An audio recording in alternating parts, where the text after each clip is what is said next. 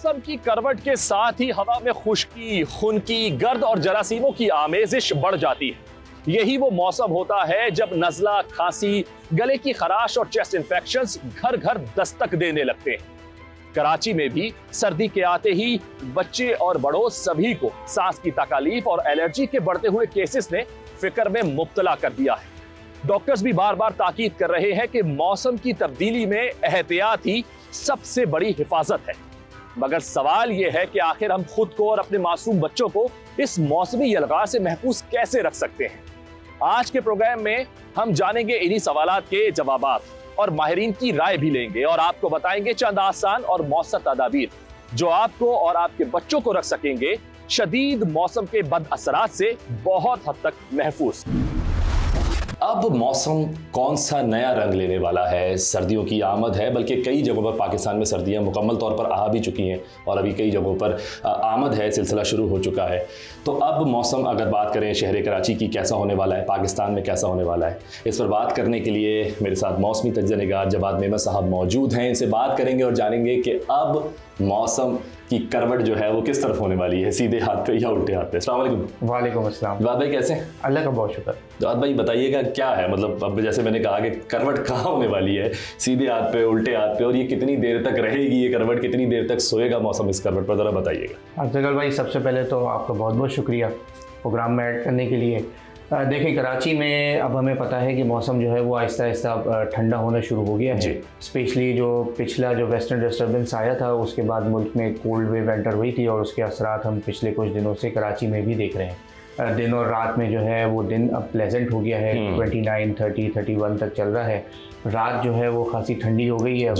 Specially जो मज़ाफ़ाती इलाके हैं, जो नॉर्थ के इलाके हैं, यहाँ पर दर्ज हरारत 11, 12, 13, 14 डिग्री तक भी ड्रॉप हो रहा है। ऐसा ही है। आने वाले दिनों में अब आहिस्ता आहिस्ता जैसे जैसे हम सर्दी की तरफ मूव करेंगे, मुल्क के काफ़ी सारे इलाकों में वैसे तो ऑफिशियली सर्दी का सीज़न शुरू हो चुका है। हमारे यहाँ साउथ में थोड़ा सा लेट होता है, समंदर के करीब के जो इलाके हैं।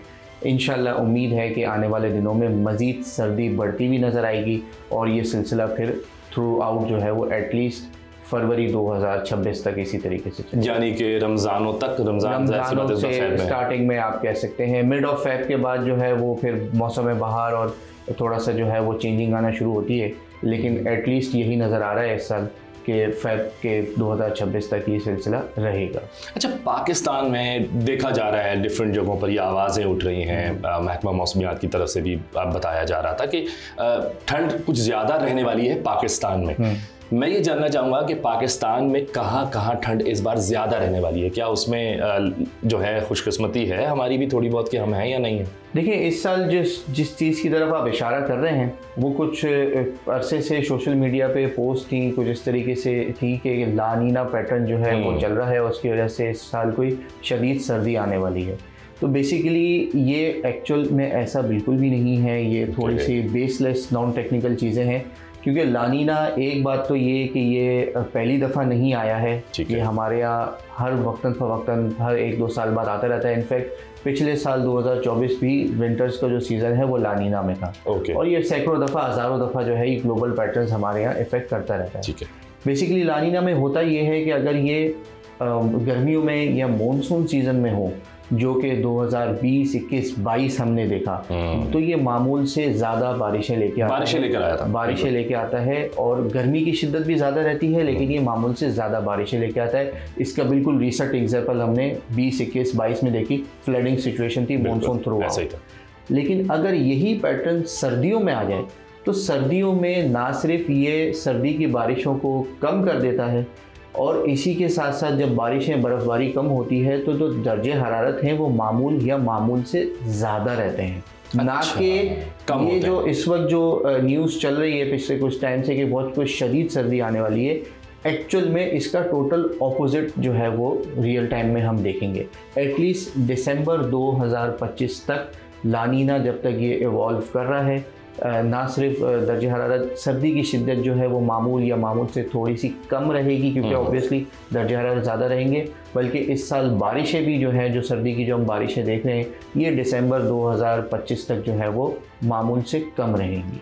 बेसिकली 3 पैटर्न्स होते हैं जो ग्लोबली इफ़ेक्ट कर रहे होते हैं, लानीना, न्यूट्रल कंडीशन आती है और फिर एल नीनो आता है। एल नीनो ऑपोजिट होता है बिल्कुल जो लानीना है। अगर ये गर्मियों या मानसून में आए तो मामूल से काफ़ी कम बारिशें देता है, और अगर ये सर्दियों में आए तो ये मामूल से ज़्यादा बारिशें देता है। लेकिन इस साल लानीना है। जनवरी 2026 से जब हम न्यूट्रल कंडीशंस में जाना शुरू होंगे तो फिर इंशाल्लाह उम्मीद है कि बारिशें भी अच्छी होंगी, और यही वजह थी फ़रवरी 2026 तक हमने जो बताया कि सर्दी का सिलसिला रहेगा। अच्छा, मुझे बताइएगा, मौसम इस वक्त जो है बहुत ज़्यादा बुरा है, डस्टी है, अजीब सी सिचुएशन है। घर में अगर 5 लोग हैं तो 4 तो बीमार हैं, एक उनको ले लेके भाग रहा है। कब हम इससे जान छूटेगी? इतना ज़्यादा जो एक स्मोक सा है हवा में, ख़ास तौर पर कराची में, लाहौर में, और 1-2 और शहर हैं जहाँ ये ज़्यादा कंडीशंस रहती हैं। क्या तरीक़ाकार है, कैसे, क्यों होता है ये, और इससे किस तरीके से जान जो है वो अपनी बचाई जा सकती? देखिए अर्तगल भाई, थोड़ा सा अनफॉर्चुनेट इस दफ़ा ये है कि बारिशें कम है, मामूल से कम है सर्दियों के हवाले से। जब इस तरीके के बारिशें कम होती हैं, बर्फ़बारी कम होती है, मगरिबी हवाओं के सिस्टम जो है वो लिमिटेड हो जाते हैं और वीक भी हो जाते हैं, तो हमारे यहाँ जो नॉर्थ वेस्ट से जो हवाएं चलती हैं, जिसकी वजह से एक तो हमारे शहरों में खुश्की बढ़ती है, डस्ट बढ़ता है, और यही वजह बनती है हमारे यहाँ डस्ट एलर्जी की, नज़ला, खांसी। फिर इसमें एडिशनली स्मॉग भी आना शुरू हो जाता है, क्योंकि स्मॉग भी बेसिकली इन इलाकों में आके वो स्टक हो जाता है। जब आगे से हवा का कोई पुश नहीं होगा तो वो जो टॉक्सिक धुआं है, जो बेसिकली जिसे हम स्मॉग कहते हैं, वो टॉक्सिक धुआं है एक तरीके का, व्हीकल एमिशंस का या क्रॉप्स बर्निंग का, वो इन इलाकों में आके स्टक हो जाता है। तो ये जो ड्राइनेस है, ये जो स्मॉग का सिलसिला है, ये एटलीस्ट अगले 2-3 महीने जो है वो शिद्दत भी इख्तियार करेगा, ऐसे भी रहेगा।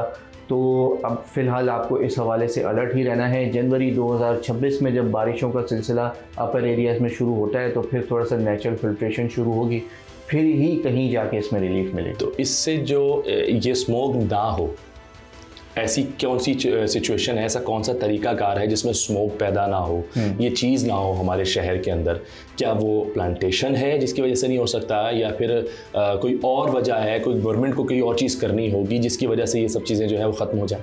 देखिए, स्मोक बेसिकली ये हमारे यहाँ सिर्फ हमारा लोकलाइज्ड इशू नहीं है, ये हमारे पड़ोसी ममालिक में भी है। वहाँ से भी जो है वो बहुत ज़्यादा इसके सोर्स ऑफ बर्निंग या व्हीकल एमिशन की वजह से जो है वो स्मोक पैदा होती है। लेकिन वो पंजाब साइड पे ज़्यादा रहता है। पंजाब साइड पे ज़्यादा रहता है। कराची में बेसिकली अगर आप देखा जाए तो सबसे बड़ा तो प्लांटेशन है, लेकिन उसके बावजूद भी आप देखें कि वो जो इलाके हैं वो कराची के कंपेयरिंग एयर क्वालिटी इंडेक्स में कहीं गुना जो है वो ज़्यादा ऊपर होते हैं। ठीक है। तो at least plantation is not the only solution. है ज़रूर, फिल्ट्रेशन ज़रूर करता है, लेकिन जिस हिसाब से एमिशंस हो रहे हैं वो हमारे प्लांटेशन के जो है वो उसकी कैपेसिटी से कहीं ज़्यादा है, कहीं ज़्यादा। कराची में अगर बात करें तो प्लांटेशन ज़रूरी है, उसके बाद फिर व्हीकल एमिशंस का बहुत ज़्यादा जो है इसमें रोल है, क्योंकि हमारे यहाँ ऐसे कोई क्रॉप बर्निंग का तो धुआं आता नहीं है जिस तरह पंजाब रीजन में मेजरली आता है। One of the major cause वहाँ पर है, यहाँ पर इतना नहीं है। लेकिन यहाँ पर अर्बनाइजेशन की वजह से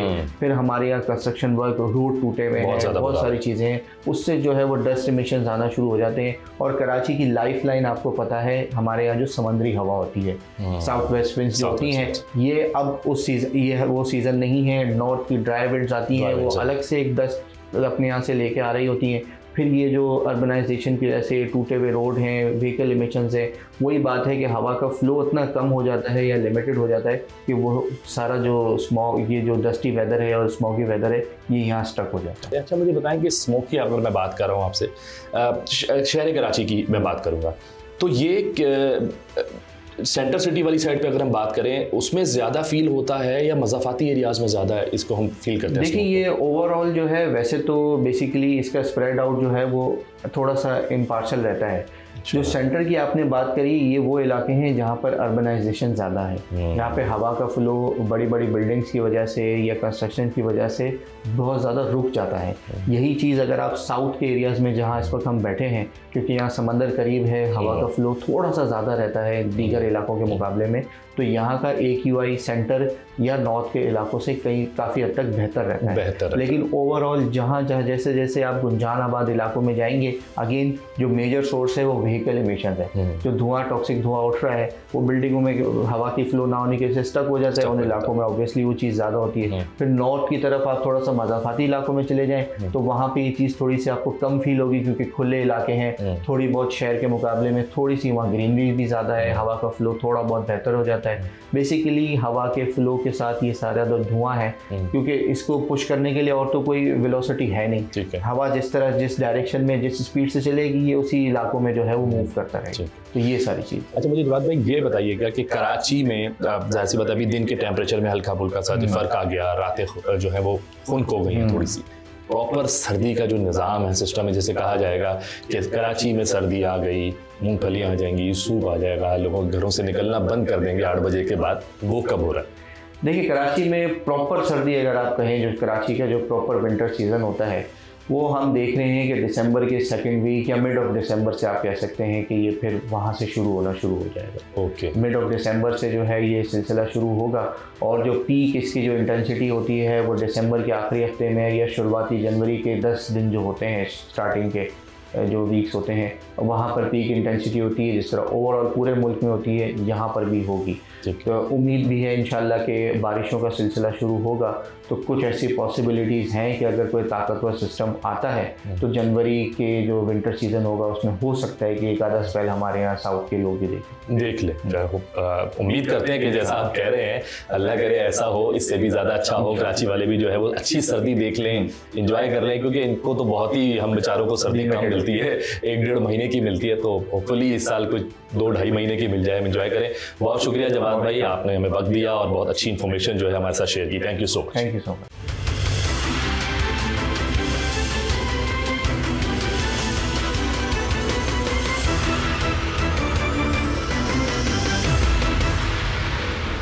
मौसम के हवाले से हमारी गुफ्तगू जारी है, क्योंकि मौसम बदल रहा है और बहुत सारी बीमारियों ने इस वक्त शहर कायद को अपनी लपेट में ले रखा है। और इस पर बात करने के लिए मैं इस वक्त SIHS 1122 के ऑफिस में मौजूद हूँ और टेली तबीब 1123 से मेरे साथ डॉक्टर मोमिना मौजूद हैं। इनसे बात करते हैं और जानते हैं कि जो बीमारियां इस वक्त शहर कायद में घूम रही हैं और हम लोगों को जो अपनी लपेट में ले रही हैं, इनसे कैसे निपटा जाएगा। अस्सलाम वालेकुम डॉक्टर साहब। वालेकुम अस्सलाम। कैसी हैं आप? अल्हम्दुलिल्लाह बिल्कुल ठीक, आप ठीक हैं? मैं बिल्कुल ठीक हूँ। देखिए, पूछना ज़रूरी है कि कैसी हैं आप, क्योंकि इस वक्त जिससे पूछो वो बेचारा किसी न किसी बीमारी का शिकार है। प्लीज़ बताइएगा, ये जो मौसम बदल रहा है, अजीब सी बीमारियाँ आ रही हैं, हज़ारों लोगों को अपनी लपेट में ले लिया है, ख़ास तौर पर मैं कराची की बात कर रहा हूँ। क्या है ये बीमारियां, किस वजह से हो रही हैं? बिल्कुल, आपने जैसे अर्ज़ किया बिल्कुल ठीक किया कि मौसम की बदली की वजह से आ रही हैं। नेचुरली जब मौसम बदलता है तो हम देखते हैं कि डे टाइम में थोड़ी सी गर्मी होती है, लेकिन नाइट टाइम पे अचानक से प्रेशर ड्रॉप हो जाता है। इसका कॉम्बिनेशन विद जो ड्राइनेस है हमारे साथ, तो इन दोनों के कॉम्बिनेशन के साथ हमारे पास कुछ बदली की वजह से नज़ले, ज़ुकाम, अपर चेस्ट, अपर रेस्पिरेटरी यानी कि सांस लेने का जो हमारा तरीका होता है उसके अंदर अपर रेस्पिरेटरी और लोअर रेस्पिरेटरी हमारे पास ज़्यादा आ रही हैं। किसी को फ्लू हो रहा है, किसी के साथ जो नज़ला ज़ुकाम है उसके साथ साथ बुखार भी आ रहा है। ये तमाम चीज़ों की जो तादाद है वो लोगों में बढ़ गई है। अच्छा, ये ज़्यादातर ये देखा जाता है कि मौसम जब बदल रहा होता है तो ही इसी तरह की बीमारियां लपेट में लेती है, ख़ास तौर पे नज़ला और ज़ुकाम या खांसी को देखा जाए। चेस्ट इन्फेक्शन का भी मेरे ख्याल में आ सकता है शायद इसके अंदर। तो ये सिर्फ बदलते मौसमों की ही बीमारियां हैं या फिर ये पूरे साल की बीमारियां हैं कि अब जब देखो किसी न किसी को तो रहता ही है? बिल्कुल ऐसा हो सकता है, मौसम बदली की वजह से भी, लेकिन इसकी और वजूहात भी हो सकती हैं। जैसे अगर आप देखें तो आपने एक टर्म सुना होगा वायरल। वायरल जो होता है वो एक तरह का जरासीमी जो होती है वो डिजीज़ होती है। तो वायरल भी हो सकता है, एलर्जी रिलेटेड भी हो सकता है, फिर वो नॉन वायरल कॉज होता है जिसके अंदर कुछ ट्रिगर्स होते हैं, यानी कुछ चीज़ों की वजह से जो है लोग एक्सपीरियंस करते हैं इस तरह की चीज़ें। कुछ लोगों को धूल मिट्टी से होता है, कुछ लोगों को धुएँ से होता है, इस तरह की चीज़ों से हो जाता है। तो जैसे हमने कहा मौसम बदली, उसके अलावा भी कम्युनिटी या लो इम्यूनिटी के अंदर भी ये चीज़ें देखी जाती हैं, तो इसकी काफ़ी वजूहात हो सकती है। अच्छा, इम्यून सिस्टम की अगर बात करें, मैं इससे ये भी जानना चाहूँगा कि असरअंदाज कैसे होता है, क्या करता है? मतलब एक अगर मौसम चेंज हो रहा है तो ये कौन से लोग हैं जो इस बीमारियों का शिकार नहीं हो पाते? इम्यून सिस्टम अगर स्ट्रॉन्ग करना है तो वो कैसे होगा? इम्यून सिस्टम स्ट्रॉन्ग करने के लिए सबसे पहली चीज़ तो ये है आप अपनी डाइट पे फोकस करें। कुछ चीज़ें होती हैं, इम्यून बूस्टर्स होते हैं, जिंजर, हनी हो गया, विटामिन सी हो गई, इन तमाम चीज़ों का अगर आप यूज़ करें उससे आपकी इम्यूनिटी बहुत बूस्ट होती है। उसके अलावा भी अगर आप अपनी ग़िज़ा को अच्छा रखें, बैलेंस डाइट यूज़ करें, साथ साथ हाइड्रेशन यानी पानी अच्छी क्वांटिटी में पिएं, तो उससे भी बहुत फ़र्क आता है। पानी के बारे में कहा जाता है जी शहर कराची में शायद पानी साफ़ नहीं है, इस वजह से बीमारियां बहुत फैलती हैं, तो फिर क्या ये भी वजह है, पानी की वजह भी होती है, डाइट भी बनते हैं बीमारियों की वजह या नहीं बनती? डाइट से डिपेंड करता है। बहुत बीमारियां डाइट और पानी बिल्कुल दोनों चीज़ों से लिंक्ड होती हैं, लेकिन फिर उनका नेचर डिफरेंट होता है। जैसे अगर हम कंटामिनेटेड वाटर की बात करें, यानी पानी के अंदर प्रॉपर्ली या बॉयल ना हुआ हो या फिल्टर ना हुआ हो प्रॉपर्ली, यूजुअली हम रेकमेंड यही कर रहे होते हैं कि बॉयल्ड वाटर पिएं, क्योंकि अगर उसके अंदर कोई जरासीम होता है तो फिर वो आपके गैस्ट्रोइंटेस्टिनल यानी जो आपकी हाजमे का सिस्टम होता है उसके अंदर थोड़ा सा जरासीम की वजह से इफेक्ट ला सकता है। तो अपार्ट फ्रॉम दैट, जिस तरह आपने सुना होगा डायरिया हो गया किसी को, या उल्टी मतली, फूड पॉइजनिंग, इस तरह की चीज़ें जो होती हैं वो जो है वो पानी से रिलेटेड हो सकती हैं। और जैसे हमने डाइट की बात की, तो डाइट को बिल्कुल जैसे इम्यूनिटी के अलावा जिस तरह हमारी डाइट होती है, अगर हम उसको बैलेंस तरीके से फॉरवर्ड लेके चलें तो अदरवाइज़ भी आप तमाम बीमारियों से बेहतरी की तरफ या बचत की तरफ आ सकते हैं। बदलते मौसमों की बीमारियां जो हैं क्या वाकई बहुत ज़्यादा ख़तरनाक हो सकती हैं? अगर आप इनको उसी करेक्ट टाइम पे इनको कंट्रोल कर लें, बिल्कुल, जो कि कंट्रोलेबल और मैनेजेबल होती हैं, कभी कभार घर पे रहते हुए भी मैनेजेबल होती हैं, तो बिल्कुल ठीक रहती हैं। बट अगर कंट्रोल ना की जाए, प्रॉपर मेजर्स ना लिए जाएं, तो उसकी वजह से फिर ये बढ़ सकती हैं। अच्छा, अगर मुझे नज़ला ज़ुकाम होता है तो आपको पता है कि ज़्यादातर हमारे मुआशरे के अंदर होता है कि जी पहले टोटकों पर आ जाते हैं, कौन जाए डॉक्टर के पास, टोटके करते हैं। कभी कभी हो भी जाता है फ़ायदा, कभी कभी नहीं भी होता। तो आप क्या मशवरा देंगी कि हमें टोटकों की तरफ जाना चाहिए या डायरेक्ट डॉक्टर के पास जाना चाहिए अगर किसी भी बीमारी, मतलब ये नज़ला ज़ुकाम भी अगर हो हमें? तो अगर टोटकों से आप कह रहे हैं कि कोई घर पे इम्यून बूस्टर हो गया, जैसे कि शहद ले लिया नीम गर्म पानी के अंदर, तो ये तो अच्छी चीज़ है। लेकिन अगर आप टोटकों के साथ साथ घर पे अपने आप कोई दवाई लेना शुरू कर दें तो ये अच्छी प्रैक्टिस नहीं है। इसके लिए आप डॉक्टर के पास ही जाएं, सेल्फ मेडिकेट ना करें, डॉक्टर के ही मशवरे से दवाई स्टार्ट करें। और उसके साथ साथ अगर आप घर पे कोई इम्यून बूस्टर या जिस तरह जिंजर, हनी, इस तरह की चीज़ें लेना चाहें तो उसमें हर्ज नहीं। अच्छा, बच्चे और बुज़ुर्गों के हवाले से मैं जानना चाहूँगा, बदलते मौसमों में सबसे ज़्यादा इफेक्ट होते हैं, क्या वजह है? क्या बच्चों में तो ये भी कहा जाता है कि माशाल्लाह वो तो बिल्कुल एक नया होता है, उसके अंदर तो वो जरासीम उस तरीके से है भी नहीं, ना क्या आलूदगी है, ना वो ट्रैवल कर रहा है मोटरसाइकिल पे, गाड़ी पे, बसों पे, तो उसका क्या इम्यून सिस्टम कमज़ोर होता है या क्या तरीका क्या है? ज़रा प्लीज़ इसका बताइएगा। अब इसके रीज़न्स काफ़ी हो सकते हैं, लेकिन बच्चों के अंदर ज़्यादातर जो हम देखते हैं वो स्कूल गोइंग एज के अंदर आते हैं। उधर बच्चों में आपस में घुलने मिलने की वजह से ज़ाहिर है वायरल्स जो होते हैं क्लोज कॉन्टैक्ट से बहुत जल्दी फैलते हैं। तो अगर हम अच्छा, ये फैलते हैं इस चीज़ से? क्योंकि अक्सर डॉक्टर्स कहते हैं कि नहीं ऐसा नहीं है, ये एक ऐसी बस बात कर दी जाती है कि नहीं ऐसे नहीं होता, लेकिन आप बता रही हैं कि ये इससे भी होता है, तो वाकई ही होता है ये? बिल्कुल, आपने नोटिस किया होगा कि एक दिन बच्चा गया स्कूल में और वो लेके आ गया फीवर घर में, या नज़ला ज़ुकाम या छींके। अब उसके जो घर पे बहन भाई होंगे उनको भी आराम से लग जाएगा, इस तरह की चीज़ें। या ऐसा हो क्या, हमारे पास कुछ इस तरह के मरीज़ आते हैं कि मैंने उनसे हिस्ट्री ली उनके पेरेंट्स से, तो उन्होंने कहा कि पहले मेरे बड़े बेटे को था, फिर अब मेरे मिडिल वाले बच्चे को हो गया और अब छोटे बच्चे में भी अलामात नज़र आना शुरू हो गई हैं। तो जो क्लोज विसिनिटी में, क्लोज कॉन्टैक्ट के अंदर रहते हैं उनके अंदर डेफिनेटली स्प्रेड हो जाता है। और जैसे आपने कहा बच्चों का पूछा, तो बच्चों जो स्कूल गोइंग खासकर एज में होते हैं उनके अंदर, क्योंकि वो क्लोज कॉन्टैक्ट में, क्लोज एनवायरनमेंट में होते हैं, तो स्प्रेड जो है वो ज़्यादा हो जाता है। कैसे बचाया जाए इन बच्चों को इन तमाम चीज़ों से? फिर ज़ाहिर स्कूल तो उन्होंने जाना है, बिल्कुल, और स्कूल जाने का मतलब वो तालीम लेकर आए ना आए, लेकिन बीमारियां ज़रूर लेकर आएंगे। देखिए, ये तो ऐसा ही है, आप अपनी तरफ से बिल्कुल ले सकते हैं, कुछ मेजर्स ले सकते हैं, मास्क पहना सकते हैं, बिल्कुल बेसिक सी एक बात है, हैंड हाइजीन का ख्याल रख सकते हैं। बच्चों से कहें कि जब वो छींकें या उनको खांसी आए तो अपने मुंह को कवर कर लें। बेसिक चीज़ें, हैंड वॉशिंग, अपनी आँखों के अंदर अननेसेसरीली उंगलियां ना डालें, आंखों को रब ना करें, नोज़ को रब ना करें, इस तरह की चीज़ें हैं। और यही तमाम अद्वियात हैं जो हम बता देते हैं पेरेंट्स को कि इन चीज़ों का आपने ख्याल रखना है। अच्छा मैम, ये देखा जाए कुछ सालों पीछे अगर हम चलते हैं तो ये बीमारियां बहुत कम थी, क्या वजह थी? उस वक्त कम क्यों थी, अब कुछ क्यों ज़्यादा बढ़ती जा रही है? हालांकि अगर हम बात करें कि साइंस भी बड़ी तरक्की कर रही है, मेडिकल साइंस भी बहुत तरक्की कर रही है, दवाइयाँ भी तमाम चीज़ों की मौजूद हैं, लेकिन उसके बावजूद बीमारियाँ इस कदर ज़्यादा क्यों हो रही हैं?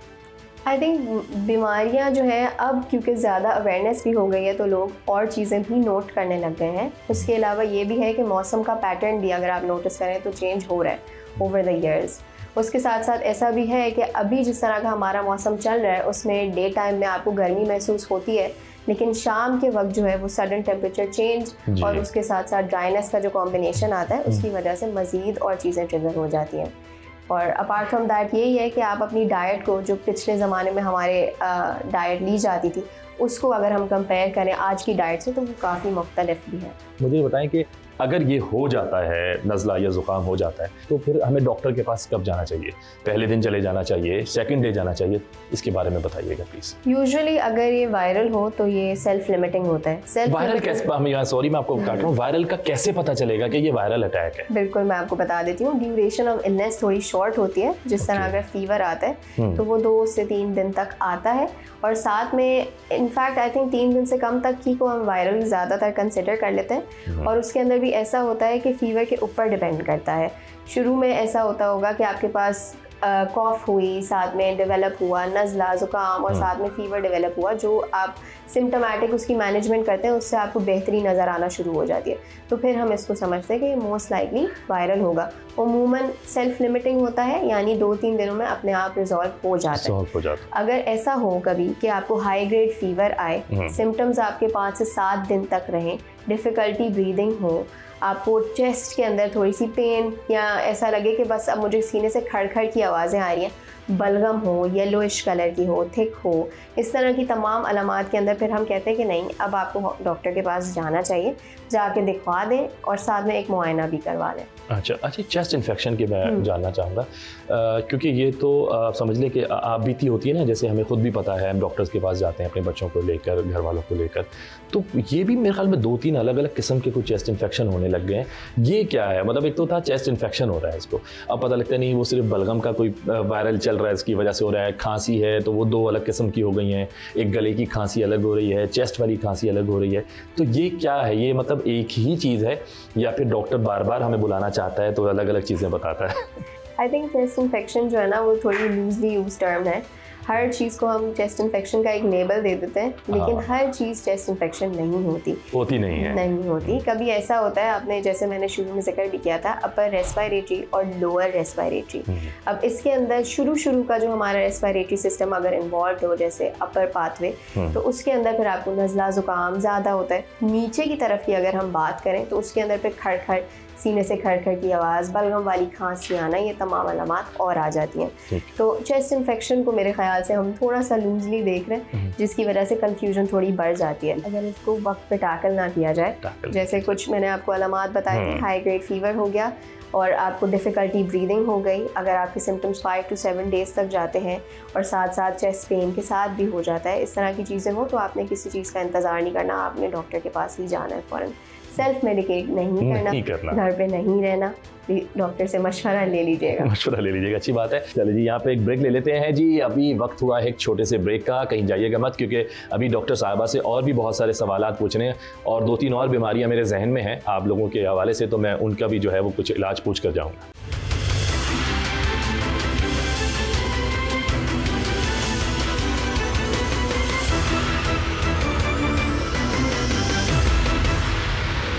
जी वेलकम बैक। डॉक्टर साहब, अब मौसम ज़्यादा बदल रहा है और ठंड बढ़ती जा रही है। जैसे आपने बताया कि दिन के टेम्परेचर अलग हैं शहर कराची में, रात तो वाकई अच्छी खासी ठंड हो रही है, जैकेट्स भी निकल आई हैं। इसके साथ साथ एलर्जी भी शुरू हो गई है, कोई खारिश करता फिर रहा है तो किसी को ड्राइनेस हो रही है। ये कितनी किस्म की एलर्जी हो सकती है इस मौसम के अंदर, ठंडे मौसम के हवाले से बात कर रहा हूँ, और क्या है तरीकाकार इससे जान छुड़वाने? बिल्कुल, अब देखिए एलर्जी के अंदर पहली चीज़ जो हम सोचते हैं वो होता है एलर्जिन, किस चीज़ से ट्रिगर हो रही है।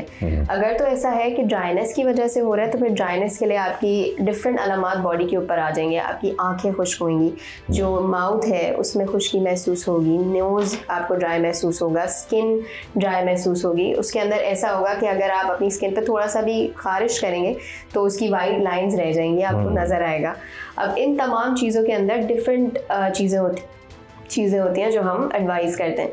जैसे लोशंस का हम कहते हैं कि एमोलिएंट या मॉइस्चराइज़र अच्छा यूज़ करें, उससे आपकी स्किन जो है वो मॉइस्चराइज भी रहती है और साथ साथ बेहतरी की तरफ भी जाते हैं। अदरवाइज़ ये भी होता है कि आपको एलर्जन को टैकल करना होता है, कौन सी ऐसी चीज़ है जो आपको ट्रिगर कर रही है। कुछ लोगों के अंदर धूल मिट्टी धुआं इन तमाम चीज़ों की वजह से ज़्यादा होता है, कुछ के अंदर ड्राई वेदर ही होता है, कुछ के साथ ऐसा भी होता है कि पोलन होता है जब वो गार्डन्स में जाएं या इस तरह की कोई चीज़ हो जिसकी वजह से ज़्यादा जो है उनकी तबीयत ट्रिगर हो जाती है। तो आइडेंटिफाई करना ज़रूरी होता है मेरे ख्याल से कि किस वजह से आपको ये एलर्जिक रिएक्शन या एलर्जी महसूस हो रही है। नफ्सियात पर कितना असर होता है, जो मौसमी तब्दीली है उस पर जो होने वाली बीमारियां हैं ये इंसान की नफ्सियात पर कितना असर डालती हैं, ये भी ज़रा प्लीज़ गाइड कीजिएगा। बिल्कुल ऐसा ज़रूर होता है, बहुत लोग जो हैं जो उनके नफ्सियात अफेक्ट होते हैं। कुछ लोगों को मौसम बदली से ही थोड़ी सी परेशानी महसूस होना शुरू हो जाती है, खासकर वो लोग जिनके पेरेंट्स हों, बुजुर्ग पेरेंट्स हों, उनको यही होता है कि अब थोड़ा सा डेंजरस मौसम शुरू हो गया है, हमें ज़्यादा एहतियात करना होगा। एक उनके लिए, एक वो पेरेंट्स जिनके बच्चे यंग हों उनको होता है कि हमारे बच्चे इस मौसम में बीमार हो जाते हैं। और कुछ लोगों को अपने बारे में, यंग जो लोग होते हैं, इंडिविजुअल्स होते हैं, उनको अपने बारे में भी थोड़ी सी परेशानी रह जाती है कि अब इस मौसम के अंदर हमारे 1 या 2 एपिसोड्स ऑफ फ्लू तो ज़रूर होंगे, लाजमी होंगे। बिल्कुल। अच्छा बताएं कि एक्सरसाइज वगैरह जारी रख सकते हैं जब मौसम बदलता है? अक्सर लोग होते हैं यार नहीं सर्दियों में मज़ा आता है एक्सरसाइज करने का, कुछ कहते हैं नहीं यार गर्मियाँ बहुत हैं अब मुझसे एक्सरसाइज नहीं होगी तो वो छोड़ देते हैं। इसके बारे में आप क्या गाइड करते हैं कि क्या हमारी जो जिस्मानी वर्जिश है कि हमें ये बाकी जो है बीमारियों से दूर रख सकती है या नहीं रख सकती? बिल्कुल, मेरे ख्याल से एक्टिव रहना हर मौसम में ही अच्छी बात है। किसी मौसम से आई थिंक फ़र्क नहीं पड़ता है यूजुअली। अगर आप एक्सरसाइज को कंटिन्यू रखते हैं तो वो अच्छी प्रैक्टिस है और उसको जारी ही रखना चाहिए थ्रू आउट द ईयर। अच्छा डाइट, मुझे ज़रा मैं फिर जानना चाहूँगा कि सर्दियों के हवाले से अगर मौसम बदल रहा है, ठंड आ रही है, तो आप किस तरह की जो है वो डाइट सजेस्ट करती हैं कि क्या हमारी अब रोज़मर्रा की जो ज़िंदगी है उसमें हमें क्या खाना पीना चाहिए ताकि हम सर्दियों की बीमारियों का मुकाबला कर सकें? देखें, बिल्कुल मैं आपको एडवाइस कर देती हूँ। ओवरऑल एक बैलेंस डाइट बहुत अच्छी चीज़ है, लेकिन अगर आप स्पेसिफिकली सर्दी के बारे में बात करें तो सूप्स जो होते हैं बहुत अच्छे होते हैं। जिंजर जैसे मैंने बताया वो अच्छा है, शहद नीम गर्म पानी में डाल के ले लें। विटामिन सी बहुत अच्छा है, तो सिट्रस फ्रूट्स हो गए, ऑरेंजेस आते हैं वो लें। इन तमाम चीज़ों को लें। बॉइल्ड एग्स बहुत अच्छे हैं। इन तमाम चीज़ों को अगर आप लेते हैं ये अच्छे रहते हैं, अच्छे ये फ़ायदेमंद होते हैं। जी बिल्कुल। आपको लगता है ऐसा कि दवाई ज़्यादा इस्तेमाल नहीं करनी चाहिए इंसान को, या फिर जैसे एक डॉक्टर लिख के दे देता है, जैसे शुगर का कोई पेशेंट है, डायबिटिक है तो उसको एक मुस्तकिल एक दवाई लेनी होती है, ब्लड प्रेशर का कोई पेशेंट है तो उसको मुस्तकिल दवाई लेनी होती है, लेकिन उसके अलावा बहुत सारी और भी होता है, जैसे ये फ्लू हो गया, कुछ हो गया, तो लोग वही बात है कि नहीं जाना चाहते डॉक्टर के पास, तो हम खुद ही ठीक हो जाएंगे, तो अपनी तरीके से दवाइयाँ खाते रहते हैं। क्या ये सही रहता है इतनी ज़्यादा दवाइयाँ खाना या नहीं? अच्छा, इसमें 2 चीज़ें, एक है डायबिटीज़ और हाइपरटेंशन, जिसको आपने शुगर और बीपी का आप जो जिक्र कर रहे थे। इसके अंदर ऐसा है कि बिल्कुल इनकी दवाइयाँ लॉन्ग टर्म चलती हैं। ये दवाइयाँ जो हैं आपकी हेल्प ही करती हैं, तो अगर ये डेली लेनी है तो वो आपकी बॉडी के लिए इम्पॉर्टेंट इसलिए है क्योंकि वो कुछ लेवल्स होते हैं आपकी बॉडी के जिनको वो मेंटेन रखती हैं, तो ये लेना बुरी बात नहीं है। लेकिन अगर आप कहते हैं कि फ्लू हो रहा है, जैसे आपने कहा एलर्जी या कोई फ्लू हो रहा है, आपको लगे महसूस हो कि मुझे अब फ्लू हो जाएगा, होने से पहले ही उसकी दवाई लेना ये अच्छी बात नहीं है। तो जिस तरह मुझे लग रहा है कि मुझे बुखार हो जाएगा, मैं पहले से ही उसकी दवा ले लेती हूँ, तो ये प्रैक्टिस अच्छी नहीं है। सेल्फ मेडिकेट, अननेसेसरी मेडिकेशन लेना ये अच्छी प्रैक्टिस नहीं है। लेकिन कुछ दवाई जो आपको लेनी है आपकी ज़रूरत के तहत, वो लेने में हर्ज नहीं है। अच्छा, आप मुझे बताएं कि आपने कहा पहले से अगर किसी को लग रहा है कि बुखार हो जाएगा वो दवाई खा ले, वो ठीक नहीं है, बुखार हो लेने दो, फिर चलो समझ में आता है। मौसम बदलता है तो पता है कि सर्दियां आ रही हैं, इन्वायरमेंट सबको पता है इस वक्त क्या हालात हैं शहर कराची के, ओवरऑल पाकिस्तान के कई जगहों पर बहुत गर्दो गुबार वाला सिलसिला है। तो अगर ऐसी जगहों पे आप रह रहे हैं और आपको पता है मौसम बदलने वाला है, तो क्या आप इन बीमारियों से निपटने के लिए नज़ला, ज़ुकाम, खांसी, चेस्ट इन्फेक्शन वगैरह किसी किस्म की वैक्सीनेशन भी होती है? कोई वैक्सीन ऐसी है जो आप बोले जी मौसम से पहले करवा लो तो ये 3-4 महीने मेरे जो है मौसम के गुजर जाएंगे सही? बिल्कुल, ऐसी वैक्सीन ज़रूर आती है। फ्लू वैक्सीन बिल्कुल मौजूद होती है और इन सीजन्स के लिए ही मौजूद होती है। आपको मैं पॉपुलेशन भी बता देती हूँ जिनको ये लगानी चाहिए। कुछ एज ग्रुप्स होते हैं, खासकर एल्डरली एज ग्रुप्स, कुछ क्रॉनिक इलनेसेस के साथ लोग होते हैं उनके लिए, और कुछ एलर्जी प्रोन होते हैं। इनफैक्ट चिल्ड्रन में भी कंसिडर की जाती है। अच्छा। तो जो फ्लू प्रोन या एलर्जी प्रोन होते हैं, एल्डरली होते हैं, तो उनके लिए ये वैक्सीन बिल्कुल रेकमेंडेड है। इससे ये सीज़न गुजर जाता है। But one important thing is कि ये नहीं होता कि आप अगर फ्लू वैक्सीन लगा लें तो इससे फ्लू ही नहीं होगा।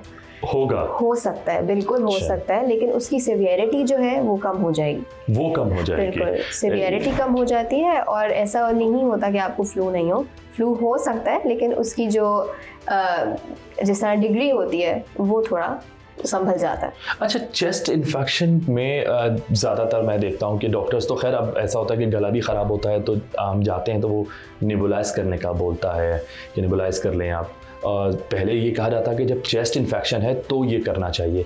थोड़ा सा ज़रा आप मेरे लिए भी गाइड कर दें ताकि मुझे भी इस चीज़ का इल्म हो कि कौन सी कंडीशन में ये चीज़ करनी चाहिए, क्योंकि अब देखा जा रहा है कि लोग अपने घरों में बाकायदा तौर पर नेबुलाइज मशीन रख रहे हैं, ख़ास तौर पर इस तरह के डस्टी विंडी जो वेदर चल रहा होता है अजीब सा, उसके हवाले से। तो ज़रा इस पर भी गाइड कीजिएगा। बिल्कुल, चेस्ट इन्फेक्शन ज़रूरी नहीं है कि हर फ्लू के अंदर या इस तरह खांसी के अंदर जैसे आपने जिक्र किया हम नेबुलाइज करें। डिपेंड करता है कि कहाँ पे आपका जो एयरवेज है वो इफ़ेक्ट हो रहे हो। वैसे नेबुलाइजेशन में हर्ज नहीं होता, डिपेंड करता है आप किस चीज़ के साथ करवाएं और किस नीयत से कर रहे हो। दवाइयाँ मुख्तलिफ आती हैं और कभी कभी सिर्फ नॉर्मल सलाइन से भी करवा दिया जाता है nebulize for hydration of the airways. कभी ड्राइनेस अगर किसी को ज़्यादा हो रही हो, उसमें डिफ़िकल्टी ब्रीदिंग हो रही हो, तो सिर्फ नॉर्मल सलाइन से भी नेबुलाइज करवाया जाता है। देन अगेन इसमें एक स्टीम का भी एस्पेक्ट आ जाता है। भाप लें, वो आपके लिए बहुत अच्छी है। लेकिन जहाँ तक नेबुलाइजेशन कंसर्न है तो वो कुछ दवाइयाँ होती हैं जो दी जाती हैं और वो ख़ास कंडीशंस में दी जाती हैं। जैसे कि कुछ केसेस होते हैं, दमे के केसेस होते हैं, उसके अंदर चेस्ट से एक स्पेसिफिक आवाज़ आ रही होती है, वो सुनी जाती है, मुआयने के बाद फिर डिसाइड किया जाता है कि अच्छा ठीक है अब इनको नेबुलाइज करना है दवाई के साथ। वेदर के बारे में हमारे जो माहिरीन हैं वो तो ये कह रहे हैं कि कम से कम 2 से 3 महीने इस तरह का वेदर और रहने वाला है।